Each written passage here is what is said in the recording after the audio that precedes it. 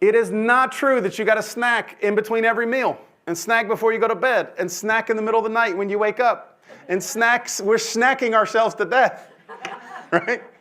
You don't have to do it. Breakfast, lunch, dinner, and I know people who eat less meals than that a day and are incredibly healthy, okay? So if you are going to snack, what should you snack?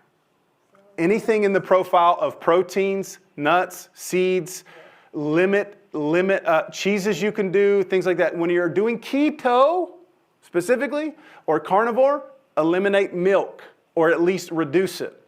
And the reason for that is I looked today at the cup of milk because I made myself a keto cereal for breakfast and I use milk. Most people, if you're real strict keto carnivore, aren't going to use milk. They're going to use almond milk or something else. I use milk, and what I do is I just pour it out when I'm done eating my cereal. Like I don't drink the whole bowl, but it has like 11 grams of sugar in milk. Now that's lactose, like milk sugars. That's again like a fructose. It's a different thing altogether. Little different process in the body, but it'll still kick you out of ketosis. And so if you drink 2 gallons of milk every day on keto, you probably won't lose the weight you want to lose. Okay? If you switch that for 2 pounds of donuts, you might be a little healthier, but you're still not going to be where you want to be. Okay? So I need to eliminate snacking. If you can eliminate eating late at night, sometimes I don't get home till 10 o'clock at night and I got to eat.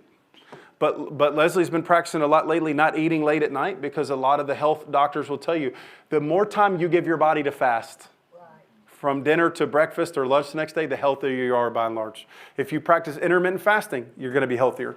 Okay? So these are just a few things that can help you. And I told you on the food list, if you don't count your macros, don't count your calories, simply count net carbs, and net carbs only on products that are labeled. So like if I get a steak, I'm not counting because there's no carbs in that. If I'm going to get asparagus, instead of going, how many does 3 spears of asparagus? What is the math on the? You're going to be miserable, and you're not.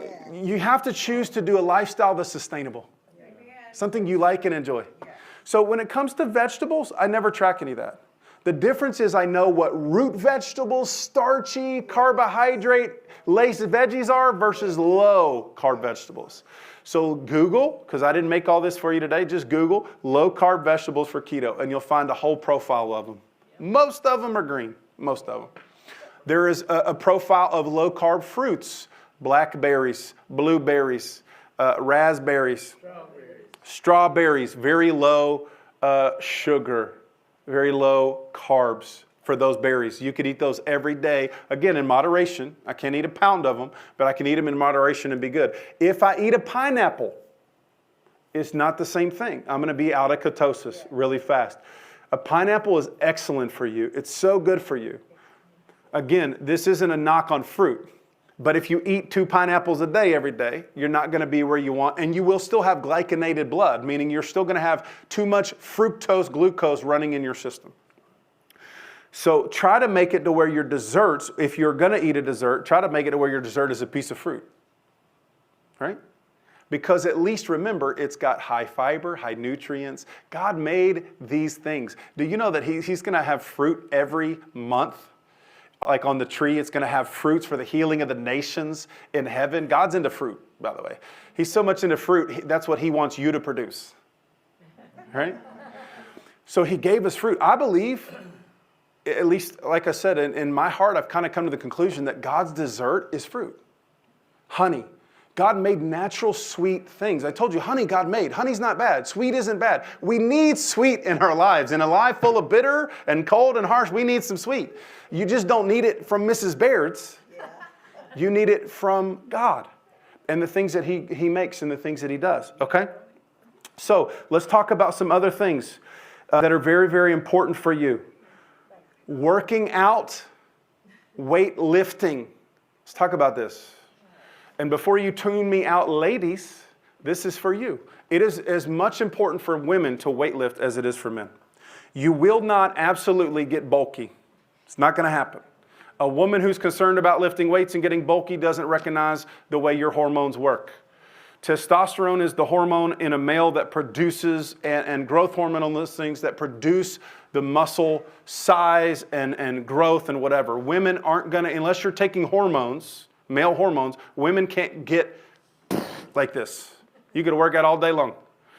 What you'll find, there's a ton of research that says exercising 3 to 4 times a week with weights and resistance. Resistance meaning I use bands, I use weights. It doesn't have to be heavy. You're not an Olympic power lifter, but you are increasing your bone density and your strength and your muscle output and energy as you age. So do you want to have more or less bones at 80 than you do at 60 or 40? I want my bones. Remember, what happens to people who lay in a hospital bed for weeks or months at a time? Atrophy, right? Yeah. They lose their muscle ability. If you don't work your muscles, guess what's happening to you? They are degrading over time and they are becoming less effective. This is how you power. Remember Prophet David who used to come and minister? Prophet David came one time and we spent privately behind the scenes, we spent a week together talking all these details because he picked my brain on everything he could because he was going through some health stuff. When I saw him a year later, he had gained 20 pounds. He was lifting little dumbbells like Prophet David did. You know, he did all, and he was feeling better than ever before.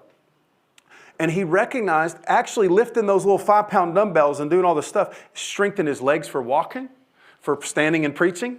Strengthen his arms. In other words, do something physical. Calisthenics, meaning using your body weight, or resistance 3 or 4 times a week so that you can be healthy and be strong. The second thing, and this is so priority, is cardiovascular training.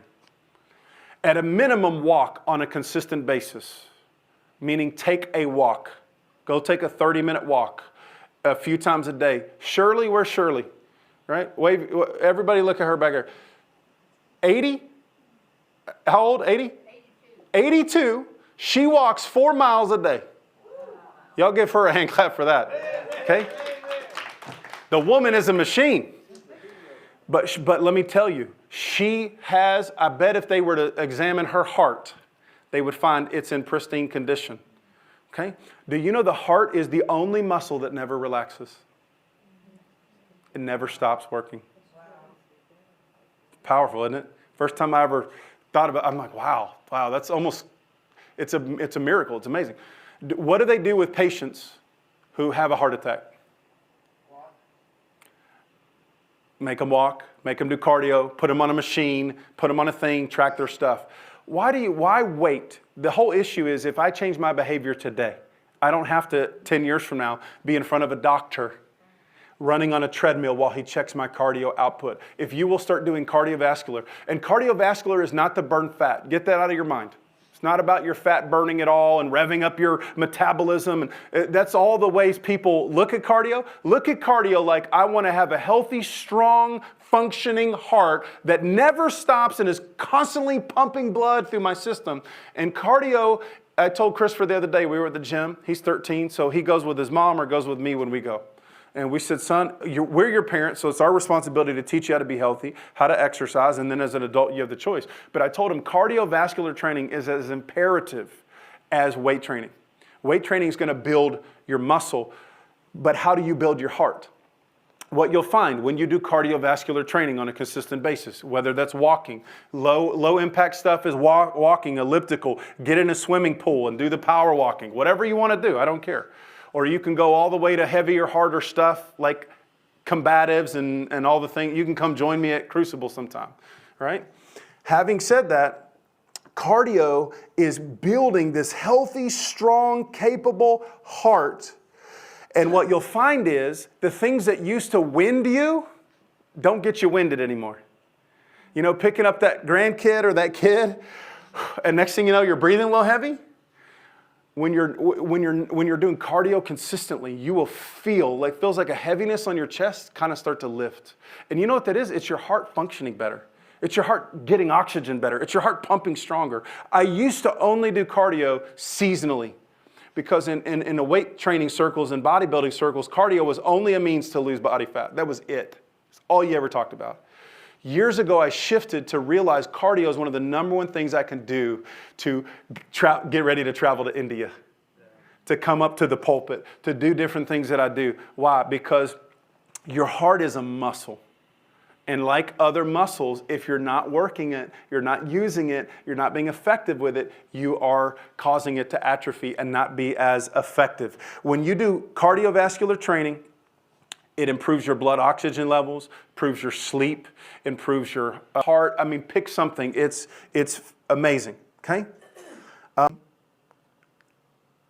And we'll probably table it. Since we're at noon, we're going to table and we'll carry on into next week. And we have some other things. So start today eliminating carbs, sugars. Keep it simple. 20 grams or less net carbs. And then I'm going to increase my protein intake in each meal. If you'll find yourself eating chicken and eggs and steak and whatever you do, ground beef, pick something, pick a meat you like. If you up that, you'll find that you feel satiated, you feel healthy, you feel strong, you don't feel as hungry, you're not craving stuff. It might take you a little bit to let go of the other stuff. You're going to feel you're craving it, you're going to feel, and guess what? As you get farther away from that old icky system you've been running on, you're going to crave less. The opposite is true doing keto. I eat calorically less, and yet I'm not as hungry, because your body readjusts. There's a certain place when you get in fasting where your body just goes, I'm not even hungry, right? You have to get farther in the fast to get there, but it happens. So, all right, so we're making sure we eliminate carbs, sugars, down to 20. Add exercise and cardiovascular work into your week every week. If you despise it, then ask God to change your heart.